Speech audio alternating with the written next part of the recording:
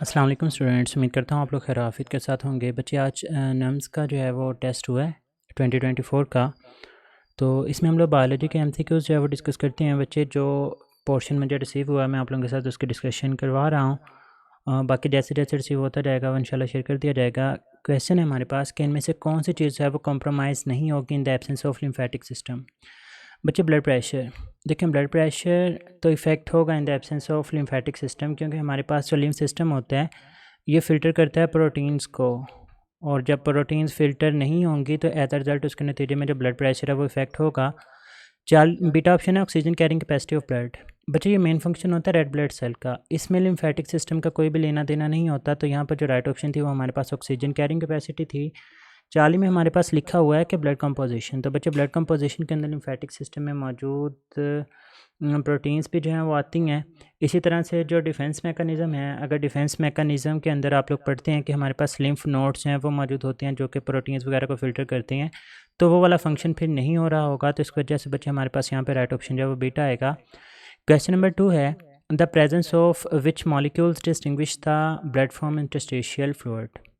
तो बच्चे ऐसी कौन सी चीज़ है जो कि ब्लड के अंदर है या इंटरस्टिशियल फ्लूइड के अंदर नहीं है। तो बच्चे आरबीसीज एंड लार्ज प्रोटीन्स। अब red blood cells interstitial fluid के अंदर किसी भी तरह से नहीं पाए जाते, जबकि जो लार्ज प्रोटीन्स हैं लाइक एल्ब्यूमिन है ये भी सिलेक्टिव जो है वो सिक्रीशन होती है या फिर चीज़ें रिलीज़ होती हैं इंटरस्टिशियल फ्लूइड के अंदर, लेकिन इंटरस्टिशियल फ्लूइड लार्ज प्रोटीन्स को अपने अंदर इंटर नहीं कर सकती। तो इस वजह से बच्चे हमारे पास यहाँ पर राइट ऑप्शन जो है वो डेल्टा आ जाएगा।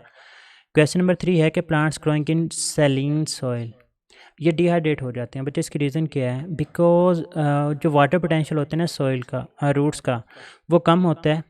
सॉरी, जो वाटर पोटेंशियल है रूट्स का वो ज़्यादा होगा as compare to water potential of soil, जिसकी वजह से जो वाटर होता है, अब आप लोग पढ़ते हैं कि चीज़ें हमेशा हाई पोटेंशियल से लो पोटेंशियल की तरफ मूव करती हैं। अब पानी जब रूट से सॉइल की तरफ मूव करता है तो एज अ रिज़ल्ट जो प्लांट्स होते हैं वो डिहाइड्रेट होना स्टार्ट हो जाते हैं। तो बच्चे इस वजह से यहाँ पर जो हमारे पास राइट ऑप्शन है वो बीटा आ जाएगा। नेक्स्ट क्वेश्चन है, कहता है कि during covid epidemic the plasma of recovered patient जो था वो उसको इंजेक्ट किया गया था कोविड के प्रोटीन्स के अंदर, पेशेंट के अंदर।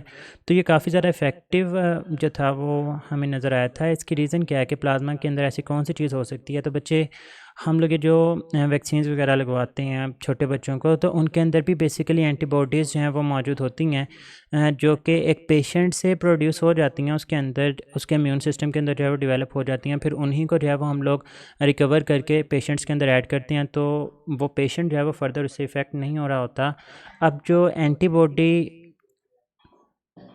प्रोड्यूस हुई हमारे पास कोविड-19 के पेशेंट से, वो जाकर बेसिकली जिस चीज़ के ऊपर इफ़ेक्ट करती है, तो सार्स कोविड-2 नामी वायरस था जिसके ऊपर जाकर वो इफ़ेक्ट करती थी, और इसकी वजह से जो है वो कोविड जैसी बीमारी मुतासिर नहीं कर रही थी।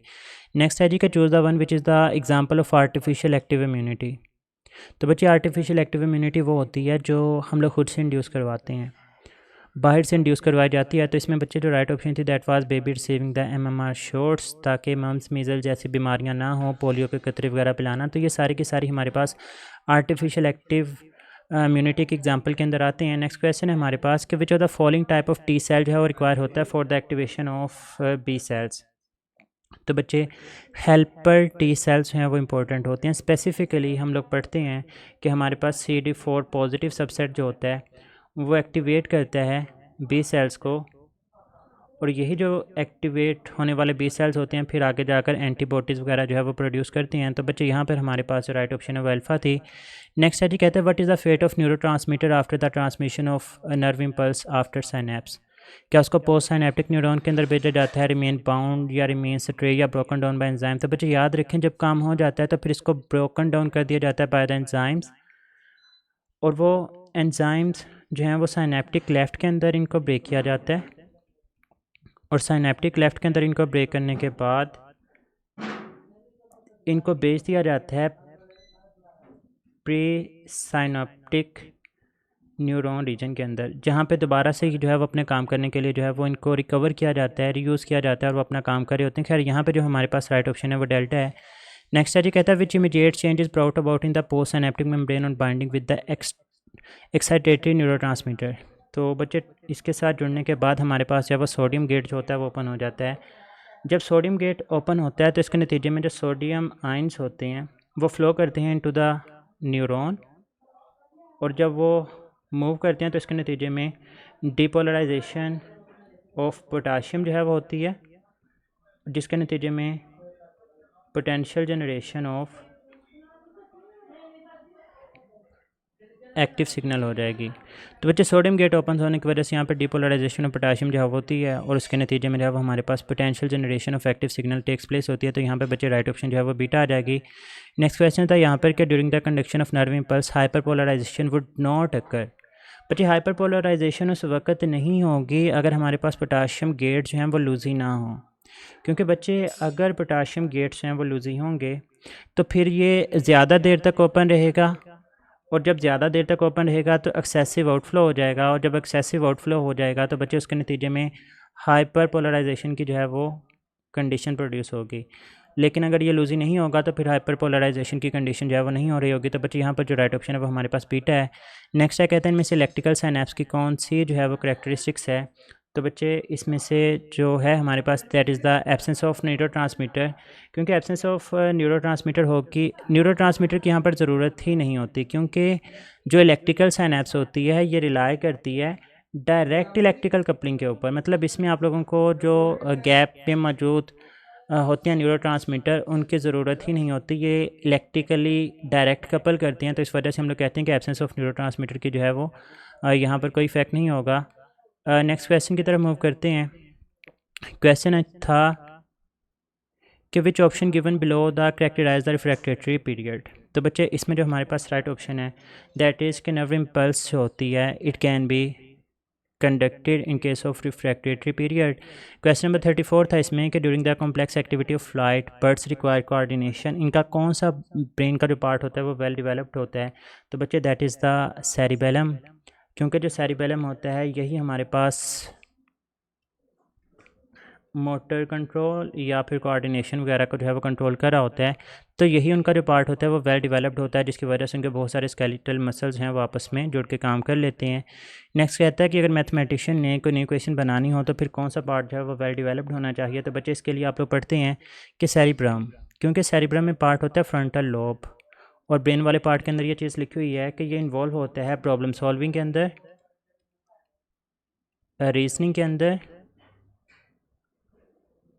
तो इन चीज़ों के अंदर जो है वो हमारे पास सेरिब्रम वाला पार्ट इन्वॉल्व होता है। नेक्स्ट 36 है, कहता है कि डेजर्ट मैमल जो है वो सीवियर डिहाइड्रेशन फेस करता है। इसमें इंटरनल कंडीशन की मतलब कौन सी ऐसी चीज़ होती है जो कि सिक्रेशन ऑफ एडीएच होगी, जिसकी वजह से वो ब्लड जो है जो हमारे पास वाटर होगा उसको अंदर ही कंजर्व कर लिया जाएगा। तो बच्चे high osmotic pressure of blood, high osmotic pressure of blood होने का मतलब कि वहाँ पर जो सल्यूट होता है वो ज़्यादा हो जाता है और उसके नतीजे में वाटर पहले ही कम रह जाता है। और जब बच्चे हमारे पास वाटर पहले ही कम रह जाएगा तो इसको किडनी के अंदर एब्जॉर्ब करवा के वाटर को जो है वो कंजर्व किया जाता है। तो यहाँ पे हमारे पास जो है वो राइट ऑप्शन थी। नेक्स्ट था कि which disorder would be diagnose by doctor, कि उसकी वजह से ड्राई स्किन ना हो, पफी आइस ना हो, लो मेटाबॉलिक रेट ना हो। तो बच्चे इसके नतीजे में जो डिजीज़ होती है इसको मैक्सिडिमा का नाम देते हैं।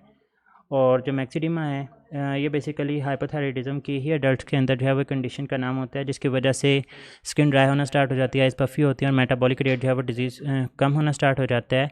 नेक्स्ट है कि इनमें से कौन choose the one related to the हाइपोपैराथायराइडिज्म।